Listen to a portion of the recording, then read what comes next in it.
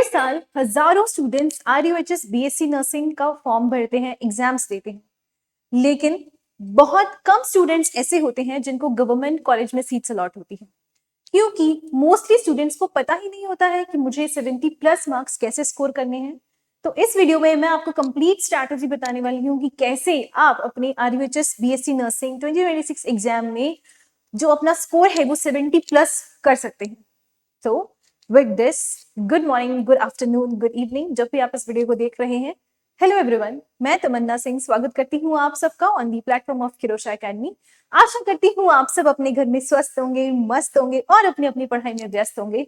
So with this we are back and हम discuss करेंगे आज के सेशन में कि कैसे हम अपनी RUHS की प्रिपरेशन में एग्जाम में हम 70 प्लस मार्क्स स्कोर कर सकते हैं।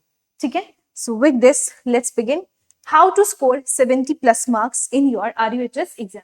तो उससे पहले हम जब स्कोर कर रहे हैं 70 प्लस, उससे पहले हमें पता होना चाहिए कि हमारा सिलेबस डिस्ट्रीब्यूशन क्या है, हमारा मार्क्स डिस्ट्रीब्यूशन क्या है, और हमें उस एग्जाम की बारे में जो क्वेश्चन पेपर पैटर्न हमारा होता है उसके बारे में हमें नॉलेज होनी चाहिए। तो आप सबको पता है, आप सबको जैसे पता होगा कि हमारे जो RUHS का एग्जाम होता है ना, RUHS के एग्जाम में आपको टोटल कितने क्वेश्चंस देखने को मिलते हैं? टोटल आपको 100 नंबर ऑफ क्वेश्चंस देखने को मिलेंगे, और इन क्वेश्चंस में आपके पास बायोलॉजी के कितने रहते हैं? 34 क्वेश्चंस रहते हैं, और फिजिक्स और केमिस्ट्री के 33 क्वेश्चंस रहते हैं। और अगर आप ये सोच रहे हो कि सिर्फ बायोलॉजी पढ़ के आपका सिलेक्शन हो जाएगा, तो क्लियरली नहीं, क्योंकि बायोलॉजी आपको मार्क्स दे सकती है, लेकिन अगर आपको रैंक लानी है तो आपको फिजिक्स और केमिस्ट्री को स्कोर करना पड़ेगा। जब तक आपका अच्छा स्कोर नहीं आएगा फिजिक्स और केमिस्ट्री में, तब तक आपकी रैंक नहीं आएगी, आपके अच्छे मार्क्स नहीं आएंगे, और रैंक नहीं आएगी तो आपको सीट्स अलॉट नहीं होगी। तो इसीलिए फिजिक्स और केमिस्ट्री को भी अच्छे से पढ़ना है। इन सब के बारे में भी हम डिटेल में बात करेंगे। तो टोटल आपके 100 क्वेश्चन रहते हैं, किसी भी तरह की नेगेटिव मार्किंग यहाँ पे नहीं रहती है, और ये आपका सबसे बड़ा प्लस पॉइंट है। ठीक है, सबसे बड़ा अगर मैं कहूं आपके लिए जो गोल्डन चांस, गोल्डन अपॉर्चुनिटी है, वो है कि आपके पास किसी भी तरह की नेगेटिव मार्किंग नहीं है। और अगर नेगेटिव मार्किंग नहीं है तो आपको एक भी क्वेश्चन अपने एग्जाम में छोड़कर नहीं आना है। तो अगर हम टारगेटेड की बात करें कि हम कितना टारगेट हमारा होना चाहिए, तो अगर आप बायोलॉजी में 25 क्वेश्चन करेक्ट करते हैं, केमिस्ट्री में 22 क्वेश्चन करेक्ट करते हैं, और फिजिक्स में 20 क्वेश्चन करेक्ट करते हैं, तो आप इजीली यहां से 67 मार्क्स स्कोर कर सकते हो। ठीक है, यहां से आप 67 मार्क्स स्कोर करते हो, और ये आपका जो चार्ट है, आपका जो मार्क्स डिस्ट्रीब्यूशन है, ये चेंज हो सकता है। ठीक है, किसी का फिजिक्स स्ट्रांग होता है, किसी का केमिस्ट्री स्ट्रांग होता है, किसी का बायोलॉजी वीक होता है, तो उसके अकॉर्डिंग भी आप इसको चेंज कर सकते हो। ठीक है, it can be anything according to you. लेकिन मैं आपको बोलूंगी कि अगर आप 25 बायो में, आपको बायो में 30 करेक्ट करने हैं। ठीक है, आपको बायो में 30 क्वेश्चंस करेक्ट करने हैं। जब आप 30 क्वेश्चंस बायो में करेक्ट करोगे तो कुछ बात बनने वाली रहेगी।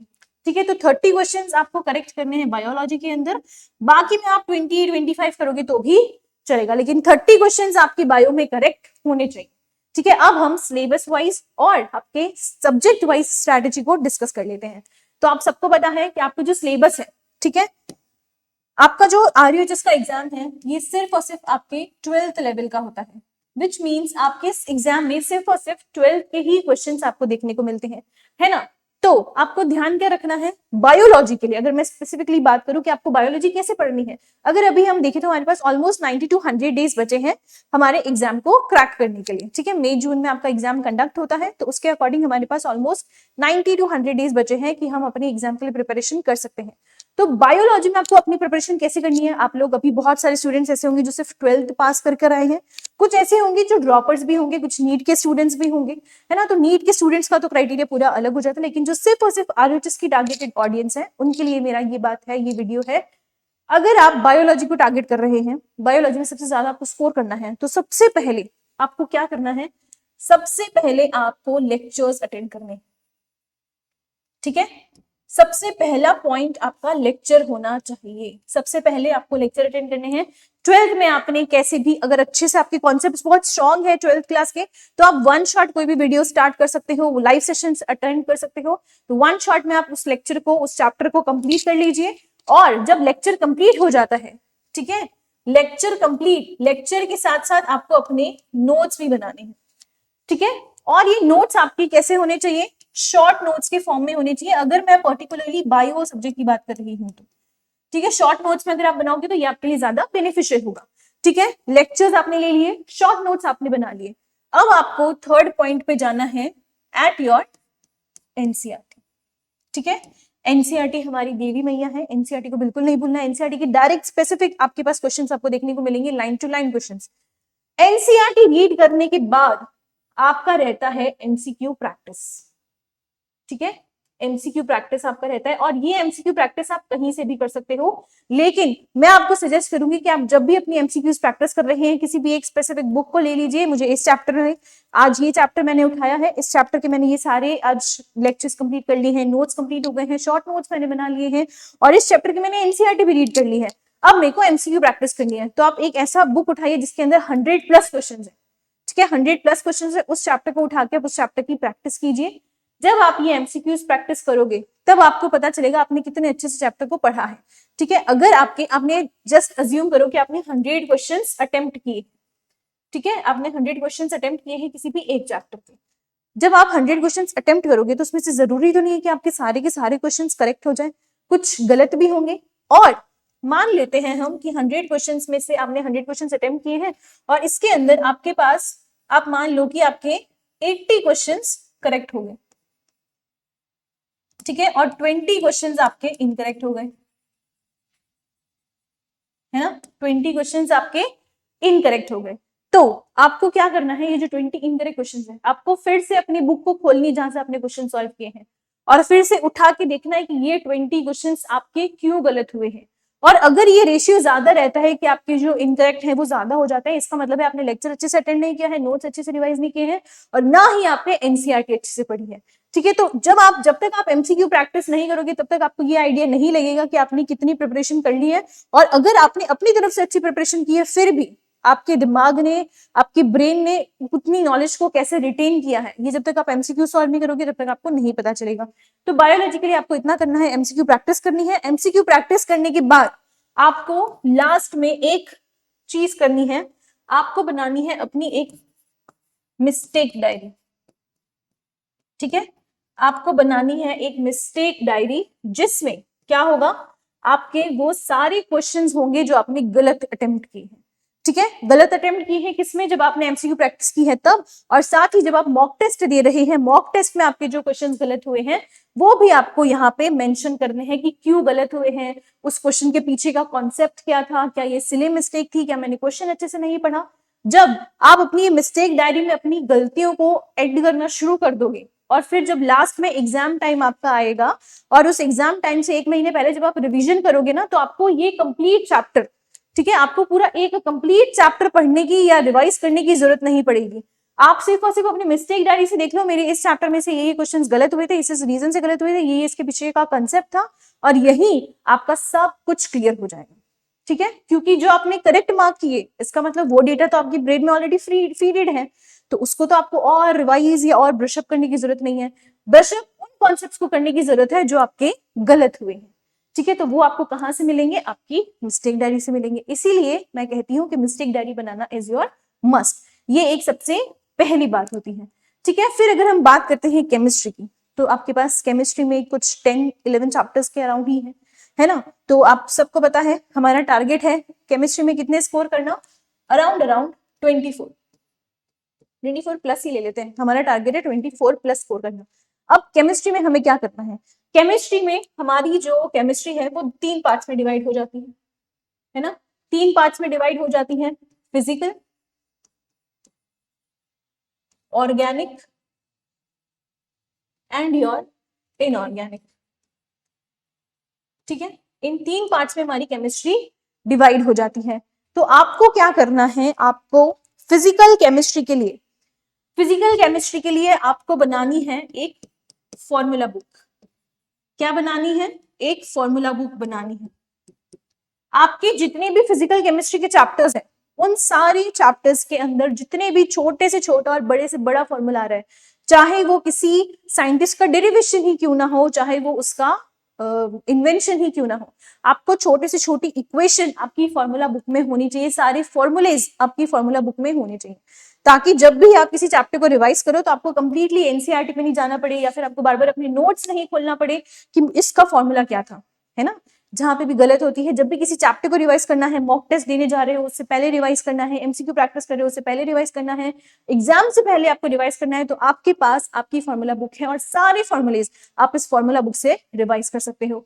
और फिजिकल केमिस्ट्री को स्ट्रॉन्ग करने के लिए आपको क्या करना है, ये तो हमारा पॉइंट सब जगह कॉमन रहेगा, विच इज एमसीक्यू प्रैक्टिस, क्योंकि जब तक आप प्रैक्टिस नहीं करोगे आपको नहीं पता चलेगा कि कितना अच्छे से आपने प्रिपेयर किया है और कितना अच्छे से नहीं प्रिपेयर किया है, कहाँ कमी है, कहाँ आपको एफर्ट्स लगाने की जरूरत है, ये तभी पता चलेगा जब आप एमसीक्यू प्रैक्टिस करोगे।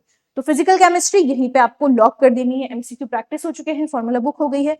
मैं फिर से कहूंगी कि इसके लिए भी आपके पास एक मिस्टेक डायरी होनी चाहिए जहां आप अपनी गलतियों को लिखेंगे और उन गलतियों को दोबारा नहीं दोहराएंगे और कम करने की कोशिश करेंगे, ठीक है। फिर आती है ऑर्गेनिक। तो ऑर्गेनिक में आपको सारी नेमिंग रिएक्शंस, ठीक है, सारी नेमिंग रिएक्शंस एंड उनके मैकेनिज्म्स जिनके भी इंपॉर्टेंट है वो आपको आपके रिस्पेक्टिव टीचर्स बताते हैं कि कौन सा मैकेनिज्म इंपॉर्टेंट है, कहां से क्वेश्चन बन सकता है।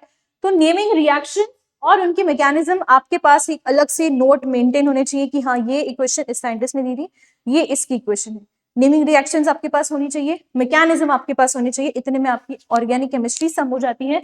और आपके पास आपके कॉन्सेप्ट स्ट्रांग होने चाहिए जीओसी के, ठीक है। जीओसी के आपको कॉन्सेप्ट्स अच्छे से लगने हैं, लर्न करने हैं। अगर आपने जीओसी के कॉन्सेप्ट्स और आपने ऑर्गेनिक के लिए नेमिंग रिएक्शंस को कर लिया, दिस इज इनफ, ठीक है, this is enough for the organic part. और इन ऑर्गेनिक में आप क्या कर सकते हो, जो फैक्चुअल डेटा है, फैक्चुअल डेटा एक तो आपको याद रखना है, कौन कौन से फैक्ट्स आपके पास प्रेजेंट है, वो फैक्ट्स आपके पास यहाँ होने चाहिए। और उसके अलावा जो चीज आपको यहाँ रखनी है वो है एक्सेप्शंस। इनऑर्गेनिक केमिस्ट्री में एक्सेप्शन से ज्यादा कुछ भी नहीं है। और अगर हम बात करें कॉम्पिटिटिव एग्जाम्स की, तो कॉम्पिटिटिव एग्जाम्स में एक्सेप्शंस के बाहर से क्वेश्चंस बहुत कम आते हैं, ज्यादातर क्वेश्चन आपको एक्सेप्शंस से ही देखने को मिलेंगे। तो ये सारा डेटा आपको केमिस्ट्री के लिए मेंटेन करके चलना है और ज्यादा से ज्यादा नंबर ऑफ क्वेश्चंस आपको तीनों पार्ट के सॉल्व करने हैं और आपको मिस्टेक डायरी तो तीनों के लिए ही बनानी है, ये मस्ट है, ठीक है। अगर आपने मिस्टेक डायरी अच्छे से आप 1 महीना मेंटेन करके देखो मिस्टेक डायरी को, आपको रिजल्ट्स ना मिले तो बताना, ठीक है। तो ये आपका रहेगा केमिस्ट्री का पार्ट। फिर अगर हम आगे बात करते हैं फिजिक्स के बारे में, तो फिजिक्स हमारी आपको क्या करना है, फिजिक्स को आपको ऑर्डर में पढ़ना है, प्रायोरिटी ऑर्डर में, ठीक है। फिजिक्स के लिए आपको एक रूल फॉलो करना है विच इज प्रायोरिटी ऑर्डर। जिस क्वेश्चन से या जिस चैप्टर से जितने ज्यादा नंबर ऑफ क्वेश्चंस बनने के चांसेस हैं उन चैप्टर्स को ज्यादा प्रायोरिटी देनी है और जिनसे कम क्वेश्चंस बनने के चांसेस है उनको कम प्रायोरिटी देनी है। और फिजिक्स के लिए भी आपको क्या करना है, आपके पास अपनी फॉर्मूला बुक होनी चाहिए, सारे चैप्टर्स के फॉर्मूला होने चाहिए, ठीक है। फिजिक्स में तो मेरी ये कहने की बात ही नहीं होनी चाहिए, फॉर्मूला बुक आपके पास होनी चाहिए और आपकी होनी चाहिए मिस्टेक डायरी।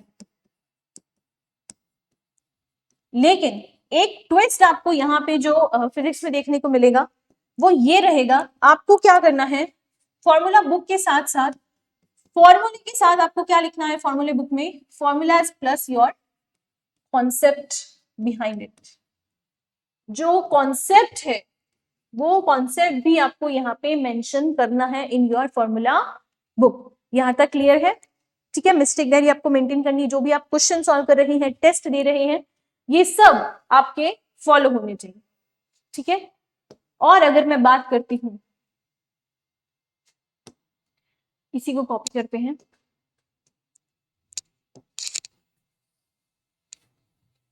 और अगर हम बात करें कि हमारा स्टडी प्लान क्या होना चाहिए, है ना।